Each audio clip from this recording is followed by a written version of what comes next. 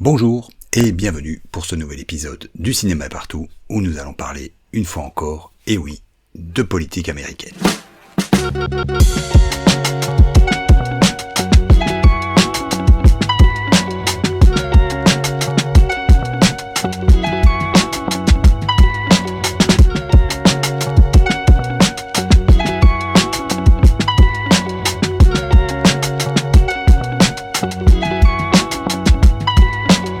Au point où nous en sommes arrivés, les annonces délirantes de Donald Trump sont en passe de devenir, en 4 mois à peine, des marronniers en soi.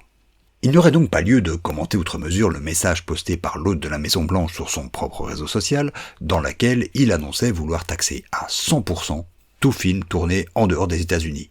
Tout le monde a interprété cela comme sa dernière lubie, d'autant plus impraticable qu'on ne parle pas ici de marchandises physiques, mais de production intellectuelle. Bien plus difficile à taxer à la frontière, on en sait quelque chose. Mais quand je dis tout le monde, ce n'est pas vraiment le cas, car aux États-Unis eux-mêmes, l'annonce a été accueillie avec une certaine inquiétude, pour rester dans l'euphémisme. À peine quelques jours plus tard, le magazine Variety révélait que les pontes des grands studios se sont réunis en urgence pour déterminer un plan d'attaque susceptible de faire plier l'irascible président.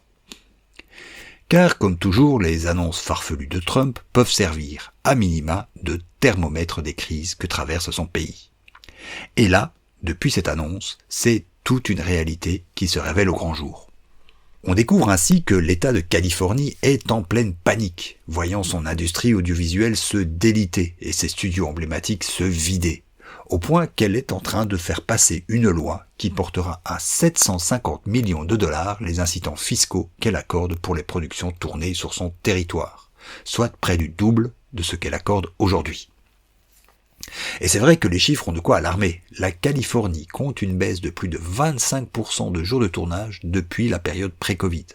Certes, elle a dû faire face, comme tout le monde, au bouleversement de la pandémie, puis aux plus longues grèves de son histoire. Sauf que de trimestre en trimestre, le nombre de jours de tournage continue de baisser, sans aucun signe de reprise à l'horizon. Avec sa taxe, Trump veut certes s'attaquer à ce qui semble être une partie du problème, les incitants fiscaux et les coûts bien moindres proposés par de nombreux autres pays, les anglo-saxons en tête, que ce soit le Canada voisin, mais aussi l'Angleterre, l'Australie ou la Nouvelle-Zélande. Mais la concurrence à Hollywood est aussi interne, avec de nombreux États proposant des incitants fiscaux, mais surtout des équipes bien moins chères que celles qu'on trouve en Californie. En clair, cette idée de taxe prend le problème à l'envers. Elle veut faire payer plus cher le consommateur pour des films tournés à l'étranger, alors que c'est l'économie du cinéma elle-même qui n'est plus capable de supporter les coûts exorbitants de ses propres productions. Car Hollywood, n'en déplaise ses turiféraires européens, est une industrie autant shootée aux aides et aux subsides que le cinéma européen.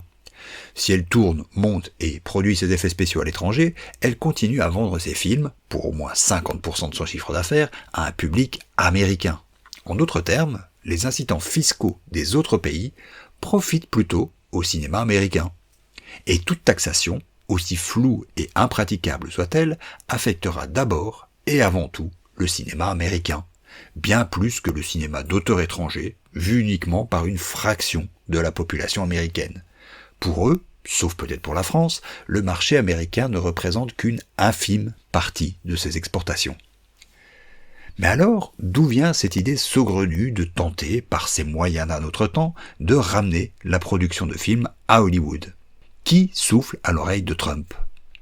Des 3 proclamés ambassadeurs de Trump à Hollywood, soit Mel Gibson, Sylvester Stallone et Jon Voight, c'est clairement ce dernier qui semble à la barre. C'est cet ancien acteur vaguement star dans les années 70 et 80, aujourd'hui âgé de 86 ans, qui entretient la vision d'un cinéma américain qui doit se concevoir et se tourner à Hollywood, comme au temps béni des studios. Que cette vision n'ait plus aucune connexion avec la réalité de la production aujourd'hui n'a, semble-t-il, pour lui aucune espèce d'importance. Que l'inflation des coûts ait explosé en 25 ans ne semble même pas entrer en ligne de compte. Pas plus interrogé, la hiérarchie salariale, de plus en plus inégalitaire, qui rend presque impossible la production d'un cinéma plus indépendant.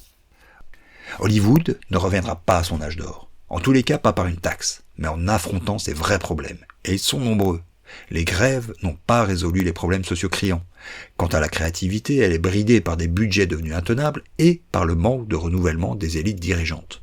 La vision passéiste, qui est au centre même du mouvement MAGA, ne résoudra rien à l'affaire.